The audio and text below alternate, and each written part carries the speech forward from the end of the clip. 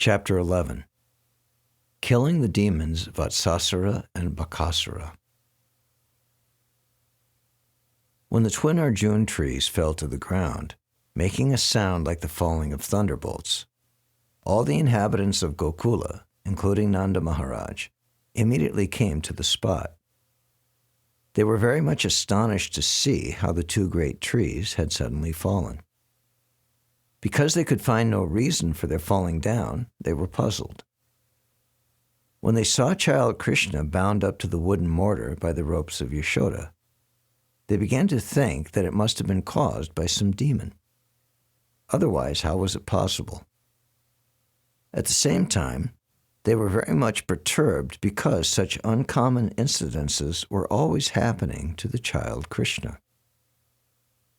While the elderly cowherd men were thus contemplating, the small children who were playing there informed the men that the trees fell due to Krishna's pulling the wooden mortar with the ropes to which he was bound. Krishna came in between the two trees, they explained, and the wooden mortar was topsy-turvied and stuck in between the trees. Krishna began to pull the rope, and the trees fell down. When the trees fell down, two very dazzling men came out of the trees, and they began to talk to Krishna. Most of the cowherd men did not believe the statement of the children.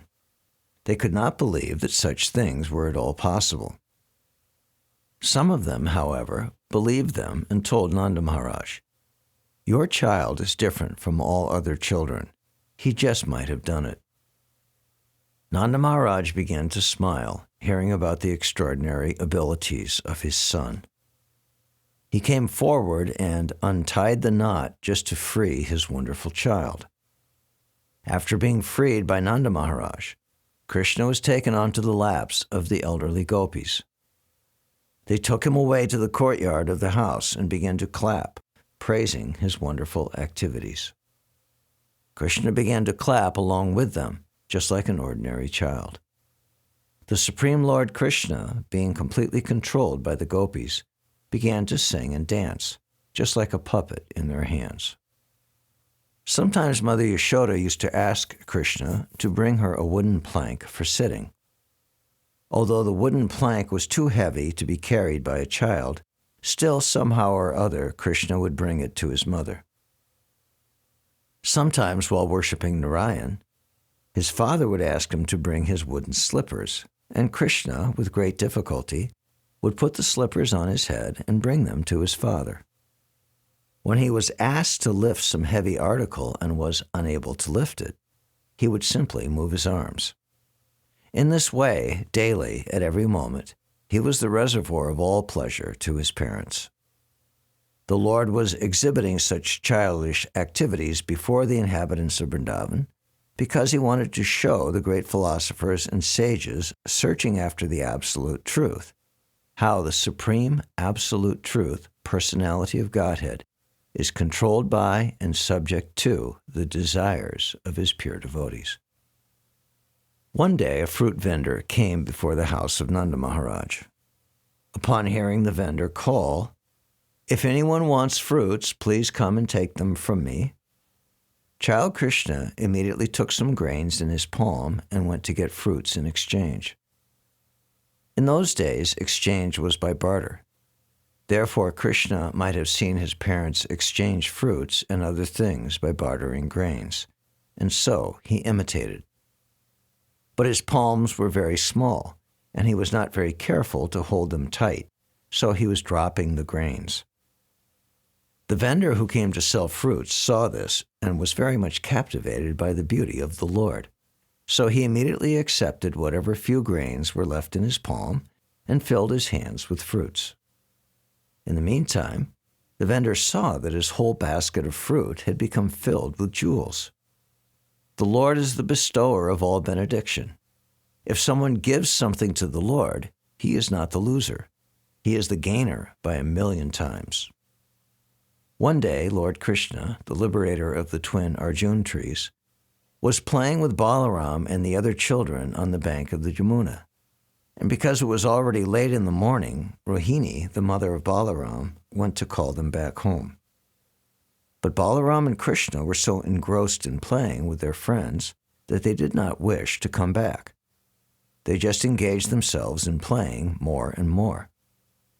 When Rohini was unable to take them back home, she went home and sent Mother Yashoda to call them again. Mother Yashoda was so affectionate toward her son that as soon as she came out to call him back home, her breast filled up with milk. She loudly cried, "My dear child, please come back home. Your time for lunch has already passed." She then said, "My dear Krishna, oh my dear lotus-eyed child, please come and suck my breast. You have played enough. You must be very hungry, my dear little child. You must be tired from playing for so long." She also addressed Balaram thus, "My dear, the glory of your family, please come back with your younger brother Krishna immediately. You have been engaged in playing since morning, and you must be very tired.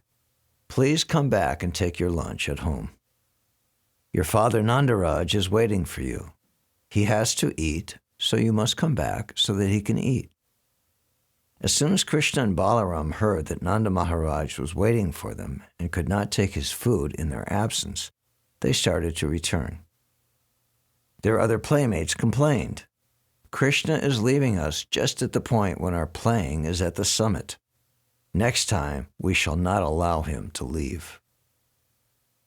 His playmates then threatened not to allow him to play with them again. Krishna became afraid, and instead of going back home, he went back again to play with the boys. At that time, Mother Yashoda scolded the children and told Krishna, "My dear Krishna, do you think that you are a street boy? You have no home? Please come back to your home. I see that your body has become very dirty from playing since early morning. Now come home and take your bath. Besides, today is your birthday ceremony. Therefore, you should come back home and give cows in charity to the Brahmins. Don't you see how your playmates are decorated with ornaments by their mothers? You should also be cleansed and decorated with nice dress and ornaments. Please, therefore, come back, take your bath, dress yourself nicely, and then again you may go on playing." In this way, Mother Yashoda called back Lord Krishna and Balaram, who were worshipable by great demigods like Lord Brahma and Lord Shiva. She was thinking of them as her children. When Mother Yashoda's children, Krishna and Balaram, came home, she bathed them very nicely and dressed them with ornaments. She then called for the Brahmins, and through her children she gave many cows in charity for the occasion of Krishna's birthday. In this way, she performed the birthday ceremony of Krishna at home. After this incident, all the elderly members of the cowherd men assembled together, and Nanda Maharaj presided. They began to consult amongst themselves how to stop great disturbances in the Mahavan on account of the demons. In this meeting, Upananda, brother of Nanda Maharaj, was present. He was considered to be learned and experienced, and he was a well-wisher of Krishna and Balaram. He was a leader, and he began to address the meeting as follows. "My dear friends, now we should leave here for another place, because we are continually finding the great demons are coming here to disturb the peaceful situation, and they are especially attempting to kill the small children. Just consider Putana and Krishna. It was simply by the grace of Lord Hari that Krishna was saved from the hands of such a great demon. Next, the whirlwind demon took Krishna away in the sky, but by the grace of Lord Hari, he was saved, and the demon fell down on a stone slab and died. Very recently, this child was playing between two trees, and the trees fell down violently, and yet there was no injury to the child. So Lord Hari saved him again. Just imagine the calamity if this child or any other child playing with him were crushed by the falling trees. Considering all these incidences, we must conclude that this place is no longer safe. Let us leave. We have all been saved from different calamities by the grace of Lord Hari. Now we should be cautious and leave this place and reside somewhere where we can live peacefully. I think that we should all go to the forest known as Vrindavan, where just now there are newly grown plants and herbs. It is very suitable for pasturing ground for our cows, and we and our families, the gopis with their children, can very peacefully live there. Near Vrindavan there is Govardhan Hill, which is very beautiful, and there is newly grown grass and fodder for the animals, so there will be no difficulty in living there. I therefore suggest that we start immediately for that beautiful place, as there is no need to waste any more time. Let us prepare all our carts immediately, and if you like, let us go, keeping all the cows in front. On hearing the statement of Upananda, all the cowherd men immediately agreed. Let us immediately go there. Everyone then loaded all their household furniture and utensils on the carts and prepared to go to Vrindavan. All the old men of the village, the children and women, were arranged on seats, and the cowherd men equipped themselves with bows and arrows to follow the carts. All the cows and bulls, along with their calves, were placed in the front, and the men surrounded the flocks with their bows and arrows and began to blow on their horns and bugles. In this way, with tumultuous sound, they started for Vrindavan. And who can describe the damsels of Braj? They were all seated on the carts and were very beautifully dressed with ornaments and costly saris. They began to chant the pastimes of child Krishna as usual. Mother Yashoda and Mother Rohini were seated on a separate cart, and Krishna and Balaram were seated on their laps. While Mother Rohini and Yashoda were riding on the cart, they talked to Krishna and Balaram, and feeling the pleasure of such talks, they looked very, very beautiful.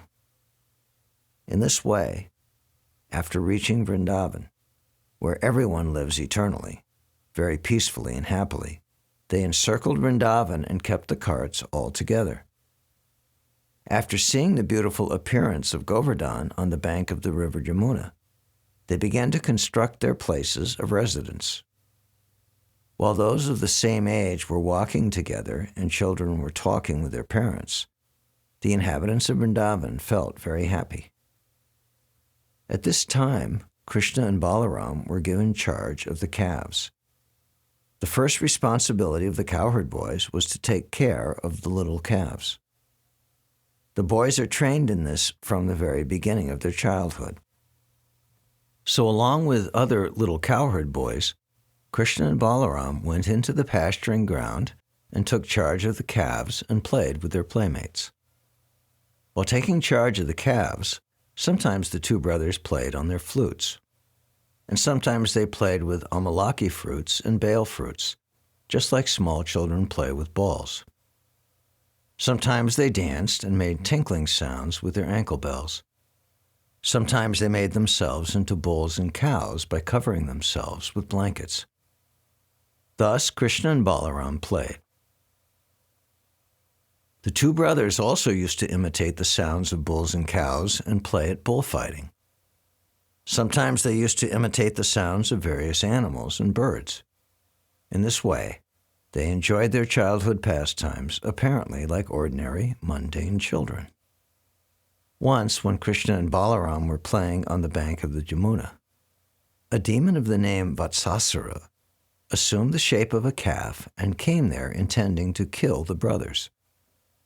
By taking the shape of a calf, the demon could mingle with other calves. Krishna, however, specifically noticed this, and he immediately told Balaram about the entrance of the demon. Both brothers then followed him and sneaked up upon him. Krishna caught hold of the demon calf by the two hind legs and tail, whipped him around very forcibly, and threw him up into a tree. The demon lost his life and fell down from the top of the tree to the ground. When the demon lay dead on the ground, all the playmates of Krishna congratulated him. "Well done, well done." And the demigods in the sky began to shower flowers with great satisfaction.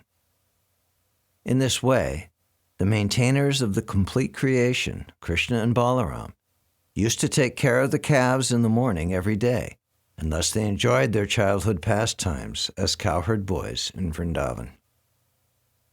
All the cowherd boys would daily go to the bank of the river Jamuna to water their calves. Usually, when the calves drank water from the Jamuna, the boys also drank. One day, after drinking, when they were sitting on the bank of the river, they saw a huge animal which looked something like a duck and was as big as a hill. Its top was as strong as a thunderbolt. When they saw that unusual animal, they became afraid of it. The name of this beast was Bakasura, and he was a friend of Kamsa's. He appeared on the scene suddenly and immediately attacked Krishna with his pointed, sharp beaks and quickly swallowed him up. When Krishna was thus swallowed, all the boys, headed by Balaram, became almost breathless, as if they had died. But when the Bakasura demon was swallowing up Krishna, he felt a burning, fiery sensation in his throat. This was due to the glowing effulgence of Krishna. The demon quickly threw Krishna up and tried to kill him by pinching him in his beaks. Bakasura did not know that although Krishna was playing the part of a child of Nanda Maharaj, he was still the original father of Lord Brahma, the creator of the universe.